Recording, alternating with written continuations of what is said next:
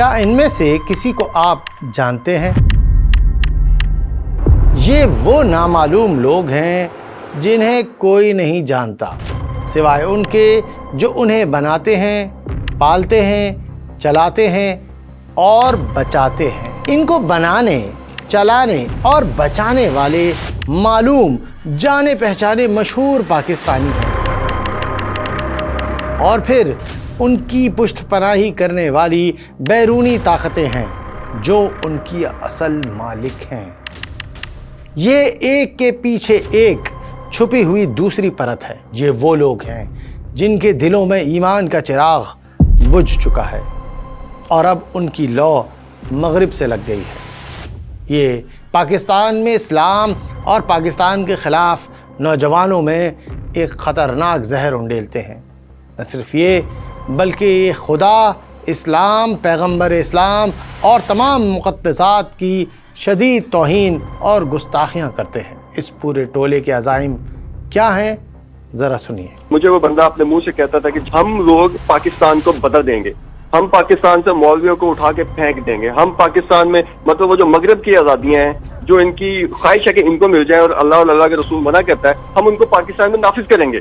جب 2017 میں پاکستان کے حساس اداروں نے انہیں گرفتار کیا تو نامعلوم لوگوں کے معلوم مددگار سامنے آئے اور میڈیا پر ایک ہنگامہ برپا کر دیا گیا۔ Voice of America, BBC، DW، یعنی ہر وہ میڈیا گروپ جو اینٹی اسلام نیریٹو دینے میں اپنے دن رات صرف کرتا ہے، انٹرنیشنل NGOs، عالمی نام نہاد ہیومن رائٹس کے ادارے سب چیخنے لگے۔ بلاگرز کو اٹھا لیا، بلاگرز کو گرفتار کر لیا۔ Accusations of blasphemy first appeared online against several activists who went missing in early January. Pakistan, where a blogger has alleged torture. This kind of crackdown, of course they are going to send this signal to silence the voices, you know. Liberal, secular, left-wing, progressive voices are being silenced. Which had led to protests and demands and quick recovery. آپ نے شاید اس عورت کو T V پر دیکھا ہوگا۔ یہ بدبخت عورت بھی پاکستان میں 295C کی وجہ بنی تھی، کیونکہ اس عورت نے بھرے مجمع میں ہمارے پیارے نبی کریم علیہ الصلوۃ والسلام کی بے ادبی کی، جس کے رد عمل میں یہ قانون پاس کروایا گیا تھا۔ اس پر ہم نے بات کی تھی، ہماری ایک اور ڈاکومنٹری ہے، اگر قانون ناموس رسالت ختم ہوا تو وہ بھی ضرور آپ دیکھیے گا۔ اچھا، یہ عورت جو ہے یہ اپنے اسلام اور پاکستان مخالف نظریے میں بہت زیادہ مشہور تھی، لیکن پھر بھی آپ دیکھیں کہ اسے مستقل ایوارڈز دیے جاتے رہے حکومت کی جانب سے، کیونکہ یہ ایک پاورفل خاتون تھی اور اس کے بیک کے اوپر ویسٹ اس کی پش پناہی کر رہا تھا، اور قادیانیوں کی بھی حمایت اس سے رہی۔ اس کے علاوہ اس کے جو کام تھے وہ یہی تھے کہ قادیانیوں کو سپورٹ کرنا، عورت مارچ، فیمنزم، میرا جسم میری مرضی جیسے نظریات۔ اس کے علاوہ پاکستان میں جو ٹرانسجنڈر ایکٹ پاس ہوا تھا، تب ہم نے جب اس پہ کام کیا تھا تو پتہ چلا کہ اس کے پیچھے بھی یہ خاتون آسما جہانگیر موجود تھیں، اور یہ خود جو ہے وہ انڈونیشیا گئی تھیں، اور وہاں جا کر انہوں نے یوگیا کارتا پرنسپلز جو ڈرافٹ کیے ہیں اس کے اندر یہ ابتدائی لوگوں کے اندر شامل تھیں، اور ان کا مقصد یہ ہے کہ پوری دنیا کے اندر فحاشی کو، LGBT کو، وتھ کانسنٹ سیکس کو جو ہے وہ فری کیا جائے، اور اس کے اوپر جتنے بھی قوانین ہیں انہیں ختم کیا جائے۔ اس کے علاوہ پاکستان میں فحاشی پھیلانے کے جو کام ہیں اس میں ظاہر سی بات ہے ان لوگوں کا پورا ہاتھ ہے۔ شریعت بل کی مخالفت میں انہوں نے باقاعدہ پوری تحریک چلائی تھی، اور یہ گستاخوں کی وکالت ہمیشہ سے کرتے رہے ہیں۔ تو آپ کو یہ ٹولہ، یہ گینگ ہے، پورا ایک ہی گینگ ہے، آپ کو یہ گینگ پورا کا پورا گینگ جو ہے وہ ہر جگہ، ہر غیر اسلامی کام کے پیچھے، سیکولر اور لبرل آئیڈیالوجی کے پیچھے جو ہے وہ نظر آئے گا۔ بلاگرز کو آزاد کروا کر ملک سے فرار کروانے میں بھی یہ ٹولہ سب سے آگے تھا۔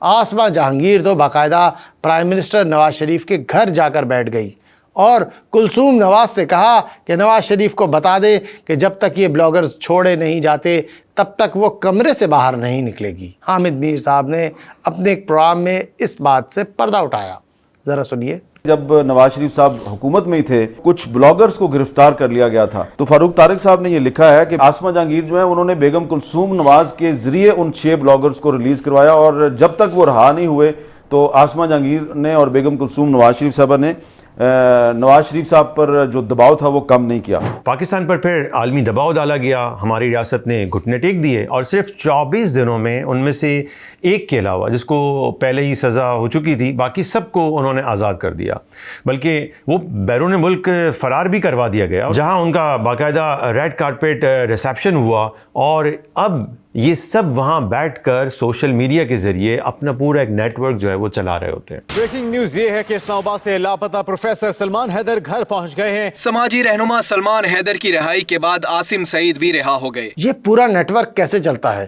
ذرا ایک جھلک دیکھیں. 2017 میں ایاز نظامی کو گرفتار کیا جاتا ہے. ایاز نظامی کا اصل نام عبدالوحید ہے. یہ نہ صرف مسلمان تھا بلکہ اس نے باقاعدہ مذہبی تعلیم بھی حاصل کر رکھی تھی, مگر گمراہ ہو کر ملحد یعنی خدا کا انکار کرنے والا بن گیا اور اسلام اور شاعر اسلام اور نبی کریم صلی اللہ علیہ وسلم کی معاذ اللہ توہین شروع کر دی.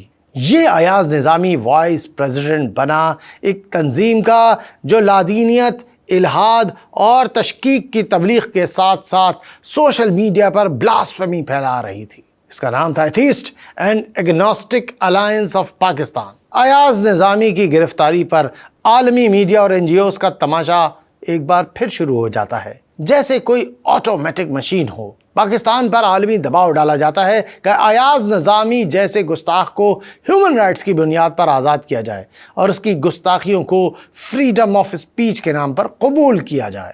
معاذ اللہ ثم معاذ اللہ. عالمی اداروں, اقوام متحدہ کے سامنے ایاز نظامی کی رہائی کی مہم میں یہ ایک عورت سامنے آتی ہے. یہ ہے فوزیہ, جس نے اسلام چھوڑ دیا ہے اور ایتھسٹ بن گئی ہے. بلکہ یہ ایاز نظامی جس تنظیم کا وائس پریزیڈنٹ تھا یہ اس کی فاؤنڈر پریزیڈنٹ ہے. تو فوزیہ نے 2012 میں atheist and agnostic alliance Pakistan کی بنیاد ڈالی تھی اور اس کا مشن تھا کہ اسلام پر ہر قسم کی تنقید کی جائے, قرآن اور رسول اور مقدسات اسلام کی توہین کو فروغ دیا جائے اور الہاد یعنی ایتھیزم اور اسکیپٹسزم کی تبلیغ کی جائے اور خاص طور پر نوجوانوں کو دین چھوڑنے پر اکسایا جائے. اور یہ کر رہے تھے یہ کام, اور یہ بتاتے ہیں کہ انہوں نے اس وقت تک جو ہے وہ 3000 اپنے ممبرز تک بنا لیے تھے. اور پھر جب اسے لگا کہ اب اس کی شناخت جو ہے وہ ظاہر ہوتی چلی جا رہی ہے تو پھر اس نے 2015 میں جو ہے یہ فیصلہ کیا کہ اسے ملک چھوڑ دینا چاہیے اور پھر وہ یہاں سے بھاگ گئی تھی. عالمی اداروں اور یورپی یونین کی پارلیمنٹ سے ملاقاتیں اور وہاں مہم جوئی کرنا کسی عام آدمی کا کام نہیں ہے. یہ وہی لوگ ہیں جن کی پشت پناہی یہ عالمی طاقتیں کر رہی ہوتی ہیں اور اس مقصد پر اربوں ڈالر خرچ کر رہی ہوتی ہیں. ایاز نظامی کو پاکستان میں سزائے موت سنائی جا چکی ہے اور آپ دیکھیں کہ گستاخی کو پروموٹ کرنے اور گستاخوں کو بچانے کے لیے امریکہ اور یورپ کس حد تک چلے جاتے ہیں. یورپی یونین کی آپ اگر رپورٹ دیکھیں تو یورپی یونین نے پاکستان کو جو ایک جی ایس پی پلس کی فیسلٹی دی ہوئی ہے جس میں پاکستان جو ہے وہ یہاں سے ایکسپورٹ کرتے ہیں اور جب وہ اشیاء یہاں سے جاتی ہیں تو وہاں پر جو ہے وہ کے اوپر ڈیوٹی نہیں ہوتی تاکہ زیادہ سے زیادہ وہاں پر پاکستان کو اپرچونیٹی ملے کہ وہ اپنی پروڈکٹس بیچے. تو یہ فیسلٹی پاکستان کو جی ایس پی پلس کی یہ یورپی یونین نے دی ہوئی ہے. تو یورپین پارلیمنٹ کے اندر یہ سوال اٹھایا جاتا ہے کہ جب پاکستان نے ایاز نظامی کو آزاد نہیں کیا, اس بلاسفیمر کو آزاد نہیں کیا, تو اسے جی ایس پی پلس کی یہ سہولت کیوں دی جا رہی ہے؟ تو یہ بند کر دیا جائے اور یہ کینسل کی جائے ان کی. تو جب ہم یہ کہتے ہیں نا کہ یہ فورن سپورٹ ہے, فورن ایجنڈا ہے, فورن فنڈنگ ہے, تو لوگ کہتے ہیں کہاں ہے اس کے ثبوت کہاں؟ یہ رپورٹ ہے, یہ بتا رہی ہے. اسے کہتے ہیں فورن سپورٹ, اسے کہتے ہیں فورن ایجنڈا, جس کے بارے میں ہم شعور کی ویڈیوز میں بار بار آپ کو بتاتے رہتے ہیں. اور پھر اس سے بھی زیادہ حیرت انگیز بلکہ خطرناک بات وہ سنیں جو اس کے جواب میں لکھی گئی ہے, جو وہاں پر جواب دیا گیا تھا. جس شخص نے جواب دیا اس نے کیا کہا؟ اس نے کہا کہ ہم نے جی ایس پی پلس تو واپس نہیں لیا ہے مگر کئی ممالک میں ہم بلاسفیمی کے قوانین کو سرے سے ختم کروانے کے بہت سے اقدامات کر چکے ہیں اور ہم ان کو ختم کروا کر رہیں گے. گستاخیوں کو پھیلانے اور گستاخوں کو آزادی دینے کے لیے ایک بہت گہری چال چلی جا رہی ہے. بار بار یہ دہرایا جا رہا ہے کہ گستاخی کے الزامات جھوٹے ہوتے ہیں. لوگ ذاتی جھگڑوں میں گستاخی کا جھوٹا الزام لگا کر بے گناہ لوگوں کو پھنسا دیتے ہیں. باقاعدہ اب ڈراموں میں بھی یہ سب دکھایا جانے لگا ہے.